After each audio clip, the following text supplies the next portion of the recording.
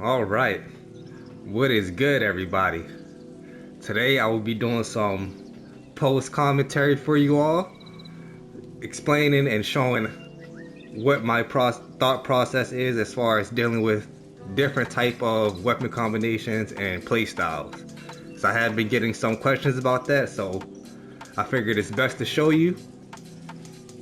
But before we get into that, I am going to show what I'm currently running, because I'm also getting a lot of questions about that. First off, let's switch off of this, go to my PvP setup.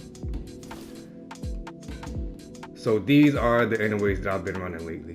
You got Star Reacher, Bitter Seasons, Adaptive Steel, and Burrell Chain. That's what I'm using. So if you're wondering what I'm using, this is what I'm running right now. Don't ask me why.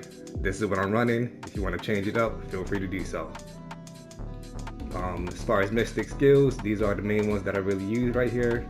You got the Kick, the Rush, the Toad, and of course Serene Breeze. And lastly, I'll show just to show that this is a 4K showcase. 4,000. Alright, so without any more delays, let's go ahead and get right into it.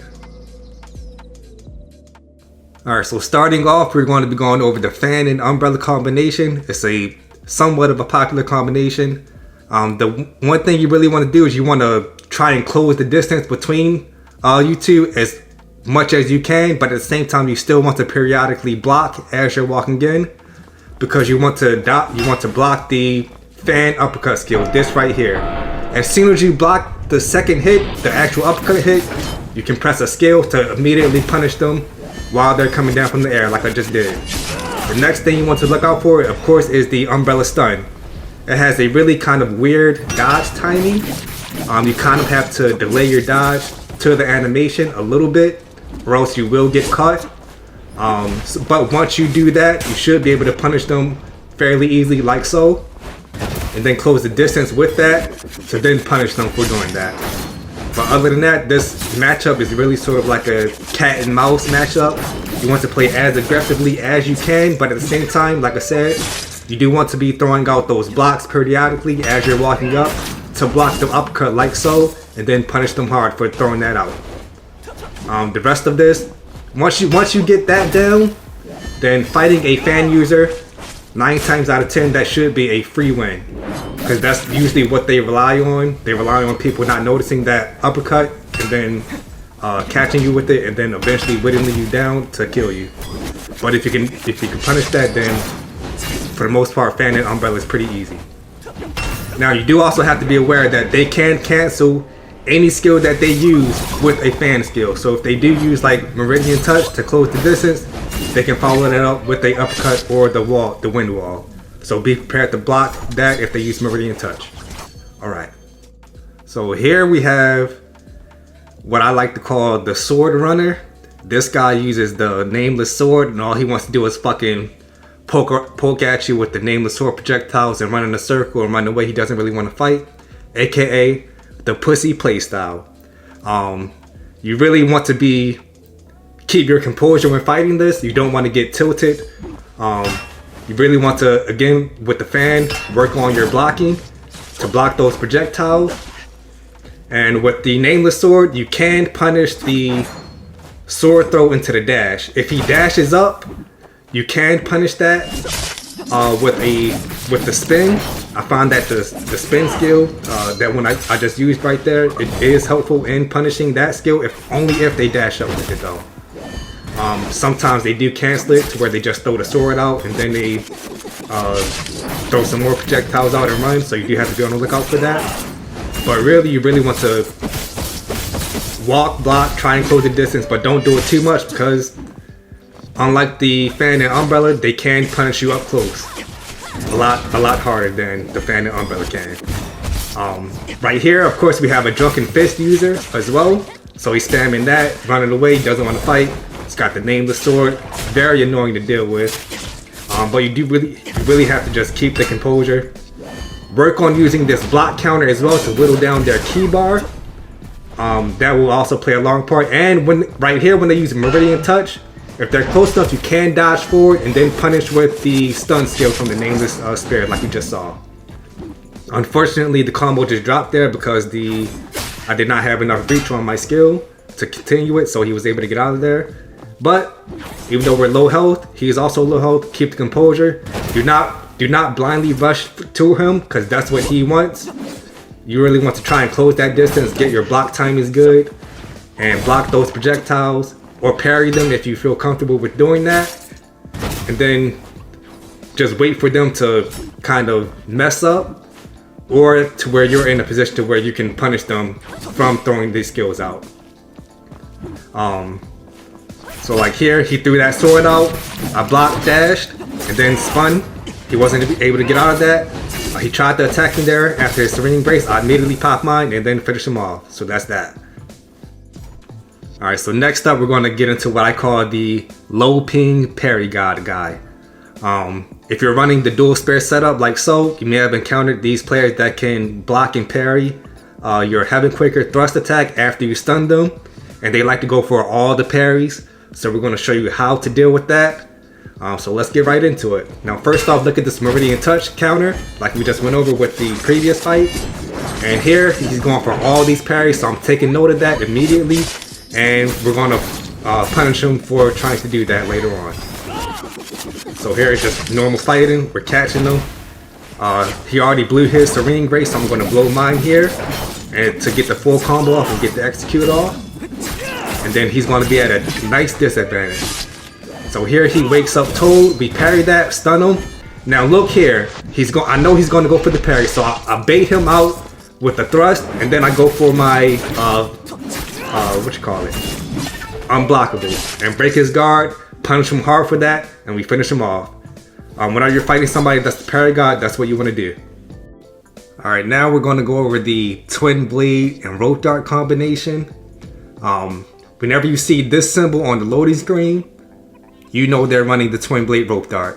So immediately what I want to do, I want to rush them down at the start, bait out their dodge because they're going to be scared, and then punish like so. You do not want to let them sit there and charge up the Rope Dart. So you rush towards them. Of course, be a little careful, but if they have the Rope Dart out, if they do throw out the Rope Dart skill, you should be able to react to that in time. It's not a very fast attack. But you do not want to let them sit there and charge that up, because then they're buffing up their rat buff, which then powers up their damage. So you want to try and avoid that as much as possible. Now on wake up, I usually like to charge the thrust attack, because sometimes these Twin Blade users, they like to wake up and go into the Twin Blade spin or something. So that's what I do to kind of avoid that. Here I thought he was going to go for some parries, but he ended up spamming Drunken Fist, and he got parried just for doing that. So that's that. Alright, next up we have another very popular combination up here in the Mythic ranks. It's the Strategic Sword with the Twin Blades. Now fighting the Strategic Sword is all about, do you know how to punish their dash attacks? If you do, then you're good. What you can do is you can punish them on block, or you can punish them during the dash. But you do have to be careful. We'll show you a little demonstration here at the start. Of course he's throwing some arrows, so he blocked that, hit him with the counter attack. But here, he's going to charge up the dash, he blocks, or I block, and then I punish him with the spin. As you see, he's caught there. Nothing he can really do about that. But they can cancel that, the end of that dash with the hop back slashes, with the skill where they hop back and slash. So you do have to be a little careful with that, and kind of use your best judgment as to when to counter that. Or I found that you can also catch them mid-dash if you time it right. Now as you can see, this guy is also trying to be a parry god and whatnot, so kudos to him. He's also got the Drunken Fist going with the fucking Dragon's Breath, of course, spamming that in my combos. So you do have to kind of play this a little careful. Here I just eat the Dragon Breath damage to get some pokes off, try to whittle down his ki a little bit. But here we have the Meridian Touch counter, like I showed you previously.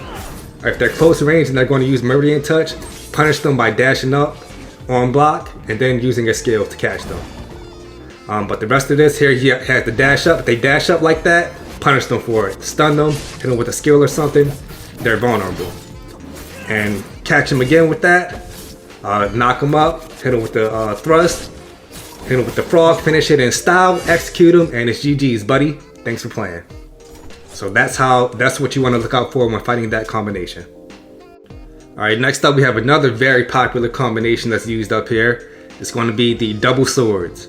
You want to approach this similarly to the sword and twin blade setup, where you're kind of blocking and walking up to close the distance, but you do want to be careful because they can combo you up close. So you really want to try and capitalize off of those blocks to get that block counter damage to break their ki. Another thing with the stun here, they do like to be scared to be up close, so you want to bait the dodge to land the stun, like I did just there, and then punish them for panic dodging.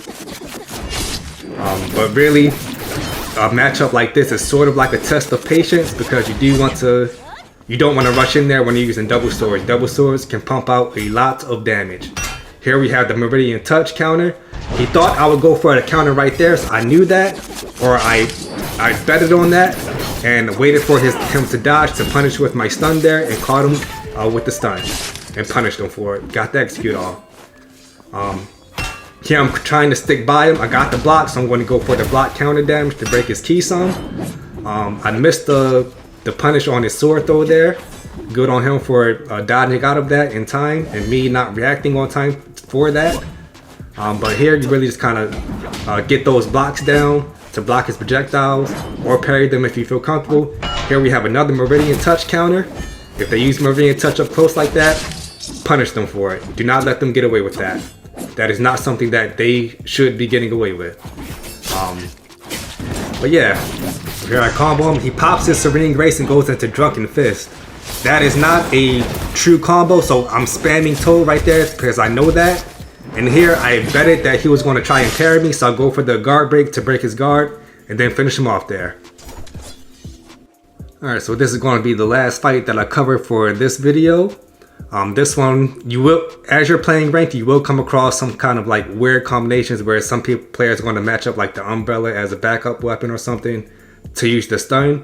And of course, like we learned from the first fight, you can punish them for using that stun every time, and we're going to see that here. This guy is also using the strategic sword with it as well. And sometimes, as you can see right there, they'll try to anticipate you blocking the strategic sword dash, and they'll cancel into a guard break. So that is something that you do want to be on the lookout for. But here, as you can see, if you have that timing down to dodge the stun, they should not be able to hit you with that at all. You should be able to dodge that every time and make them pretty much just waste that skill. That's pretty much going to render the umbrella useless. So it's like they're fighting with the one weapon because they're never going to land that stun on you. Here you see, just caught him again, re-caught him with the combo. Giving him the business, of course, you know. Poking him out. He's going to get the Serene Grace break. He's going to throw out another umbrella stun, but that shit is not working on me. Cancels another dash into the Yaksha Rush. I don't know how that last hit me, but it did. And here he throws out another umbrella stun, even though that hasn't worked the entire game. He gets punished for it. He throws out the bamboo wolf cut. We parry and we punish the last attack. Execute him, finish him off. And that's GG's, buddy. Thanks for playing. Alright, but yeah, that's going to be it for this video. As you can see, using these type of strategies, I was able to hit 4,000 rating.